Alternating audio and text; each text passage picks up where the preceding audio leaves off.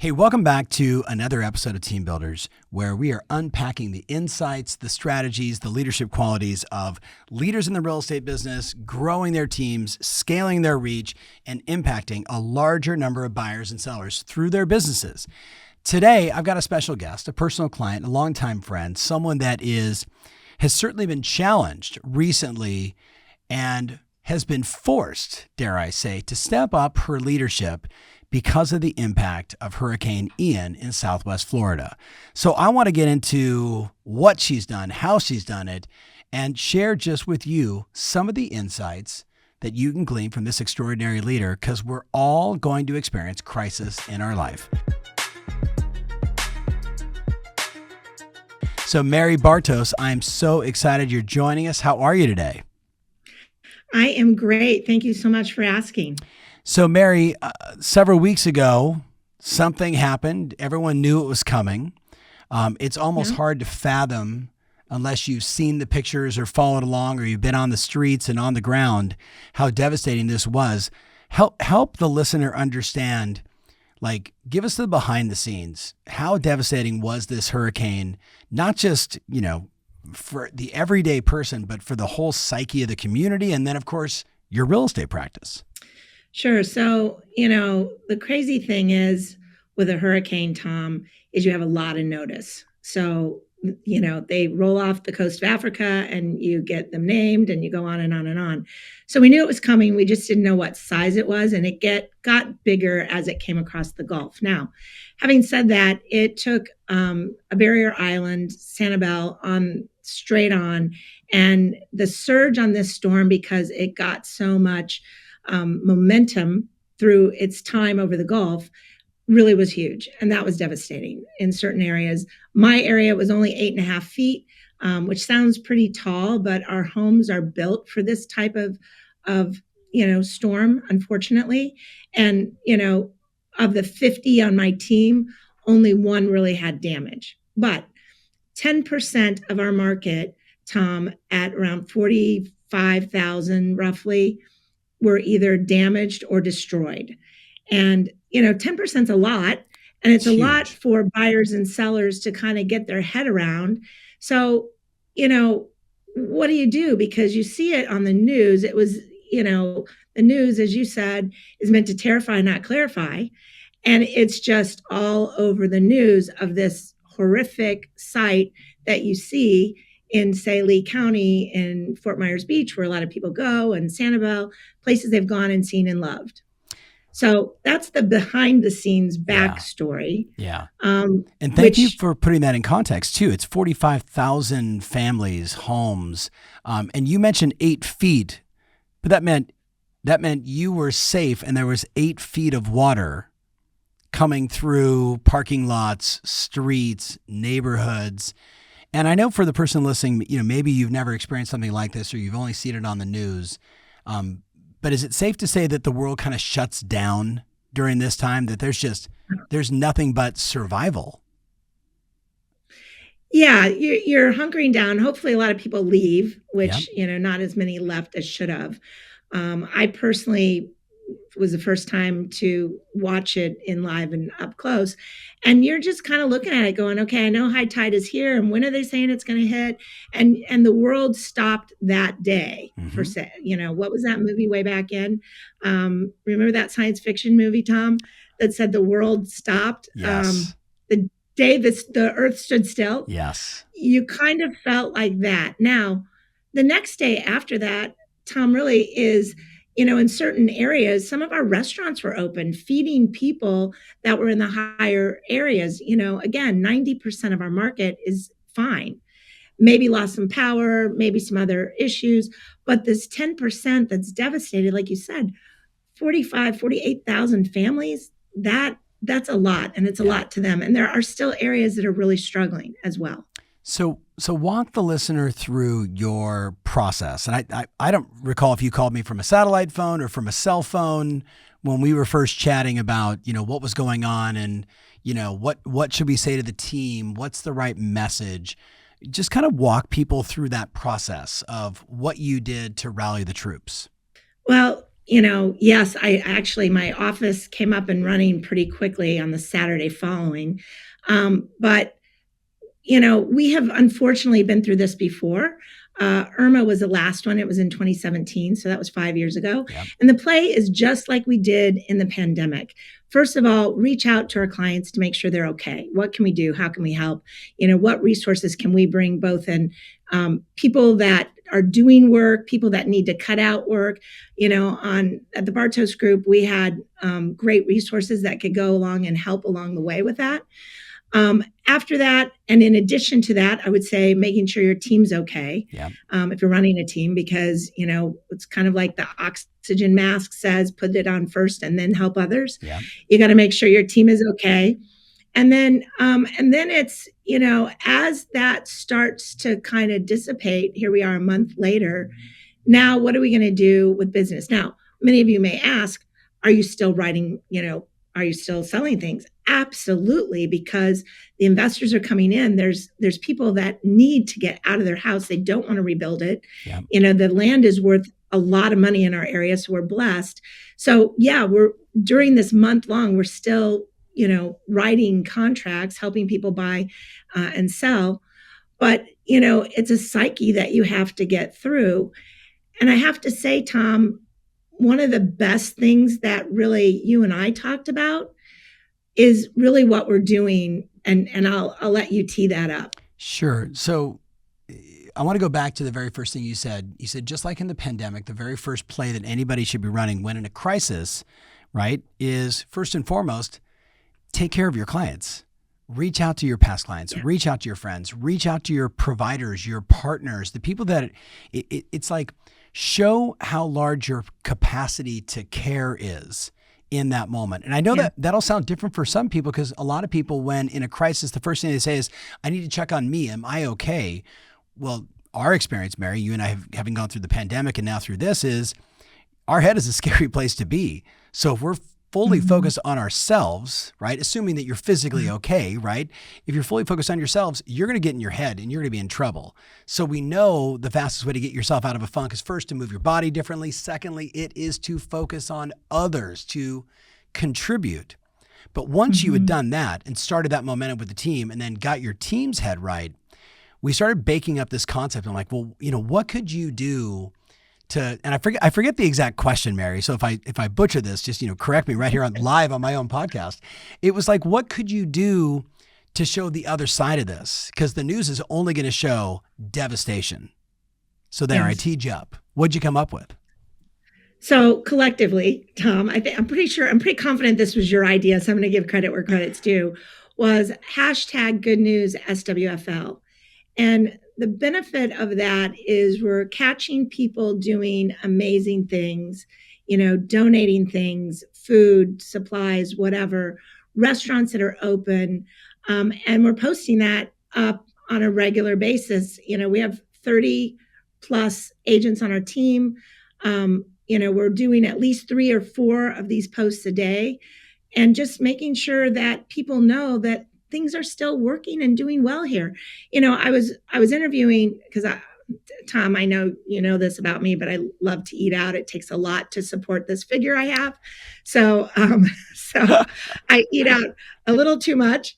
And I was at a restaurant last week ago, Friday, with the owner, and he goes, Mary, thank you for doing this, because people need to know we're here and we're ready and our businesses are here and to come on down. Yes. And, it's not about us at that point, because it's about our restaurants, about our services, all the people that support this community. We need to make sure they're still there and still supporting it when things get back to normal. And if it's anything like, Tom, it has been in the past, it takes us about a month to get back up and running. And then for the next couple months, we kind of, hiccup a little bit.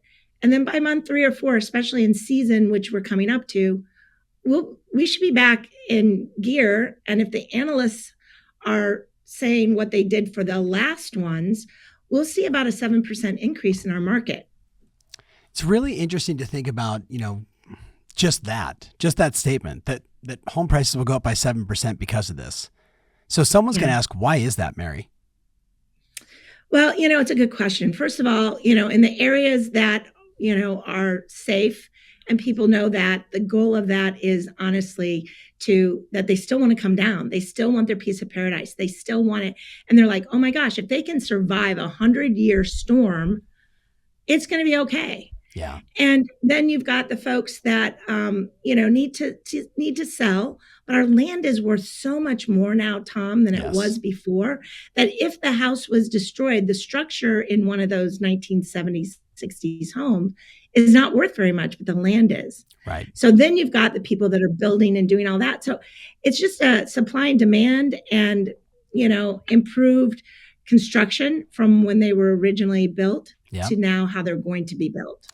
I got to say, I was blown away. I was watching like a snippet that somebody had sent me of the goober, whatever, the race between the two people that want to be governor in Florida, and hearing that they rebuilt the bridges, one in just a few days and one in 2 weeks, was pretty remarkable. Sanibel, I know you and Kathy haven't made it down to our neck of the woods this time, but I know, you have a family member that had a place down here. Yep. That bridge is an engineering feat. Yes. What Governor DeSantis did to get that bridge back up and running in 2 weeks, to get people back on to see what had happened with their homes. Right. So if you were to sort of recap this experience, if someone was saying to you, Mary, what did you do right? Where did you miss? What would you have done differently, looking now back 30 days ago? Wow, that's a really good question. Because this isn't my first rodeo with this, we had a practice shot with Irma. Sure. I think Ian is a lot bigger and more devastating than Irma was. There's not enough time for me to get it all done. I would have liked to have deployed more of my team out to do property checks faster. We didn't have internet. We had spotty phone service, but I would have loved to have done that. I just felt like that, we were calling, we were talking, doing everything we could, but I just wanted to do it faster. Yeah. From my team perspective, I touched base with them all before to make sure they were going to go be safe. After, and then, again, and then I talked to them for an hour every day. The jury's out on whether I'm doing that right, Tom, or not, because you might think I'm a bit of a robot. As much of a heart as I have, an easy cry that I am, Tom. Yes. When it comes to this, I'm like, put it aside. People need our help. Get busy. Stop messing around, kind of messaging. And I don't know if I'm a little too hard on them, Tom, at times. I'm not really sure. Yeah. But what I do know is that we're doing the best we can right now to get through it and to come out on the other side. We did it with a pandemic. We did it with Irma. We did it with the Gulf oil spill. I've started my career and been through this so many times that the playbook is always the same, just a little bit of a tweak. Yeah. You don't wish that on anybody, having to have all those experiences. But what does it tell you about you? Well, I'm crusty. No editing in these podcasts, Mary. A crusty broad, from that perspective. Yeah, what does that mean? What does that mean, a crusty I'm super broad? Strong. Yeah, thank you. Resilient, super strong. That's really what you wanted. Yeah. But, when people look at you sometimes, they, as you and I've talked many a times, they see the side that's the strength. Yeah. And some of mine that I have a soft underbelly, but they don't see when you're like going, what the, right. How is this going to all come together?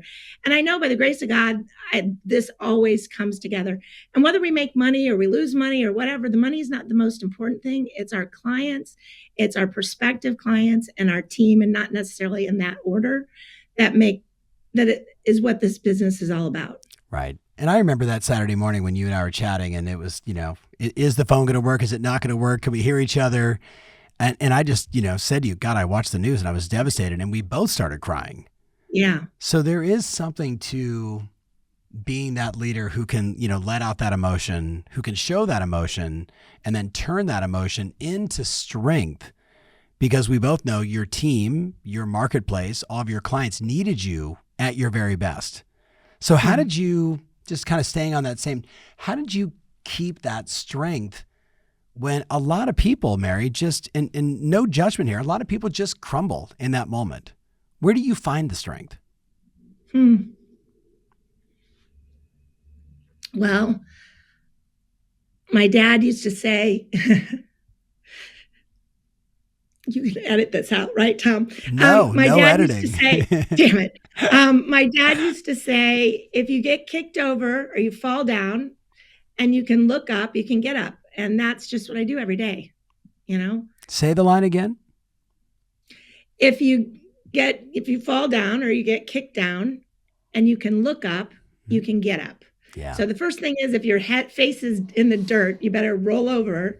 And then once you roll over and you can see the stars, you can, or the sun, whatever, you can get up, and you just don't focus on it.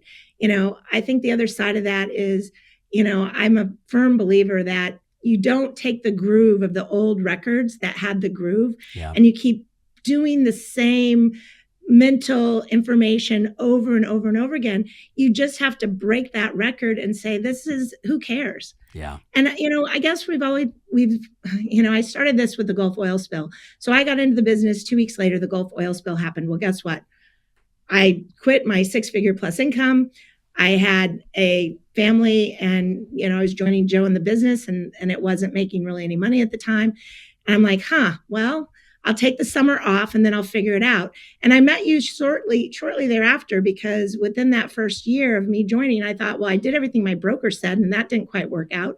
And so, I just know it's always going to work out. It always does. And maybe that's just experience of getting kicked enough that, I just shared, Barbara Corcoran's podcast or TED Talk that she did, the one with her gal that, I don't want to be disrespectful to anybody, but, she said at the end of that, she said, people fail well. And I guess I fail well because I have so many at-bats that I fail enough that I fail forward. Yes. And you just got every single cliche thing, Tom, that goes through my head in those moments. Yeah. So, Mary, I just want to say publicly, as I've said to you many times, I appreciate your strength. I know that your market and your team and your clients appreciate your leadership. And I could make the argument that the entire community around us, like, we all appreciate the strength. We know it wasn't easy, but you did it, and you did it well, right? So no second guessing. You know the plays. You did it right. So as we get near wrapping this up, if you were to just share with us, what's one piece of advice you would say to someone who's going to say, well, I didn't go through, necessarily a hurricane, but I feel like my business got hit by a hurricane because of inflation and interest rates and demand being lower. What advice do you have for that person? Well, it's the same advice I'm giving my team, and that is just work your way out of it, Tom. I mean, it's accountability. Get an accountability partner, do your calls, talk to more people, and miraculously, the business will follow. Yeah. Because there's a lot of duds out there, and you just got to find the studs. And, we all have those moments where you're like, crap, what now? What? How am I going to do this? If you don't give up, you don't lose. Mic drop. I love it. Mary, I love you. Thank you so much for being on this podcast.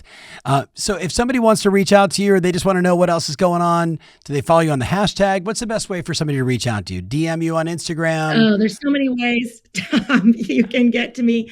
YouTube, Bartos Group, Premier Plus Realty, Facebook, personally. Everything that gets to me personally is Mary Bartos. Instagram, LinkedIn, Facebook.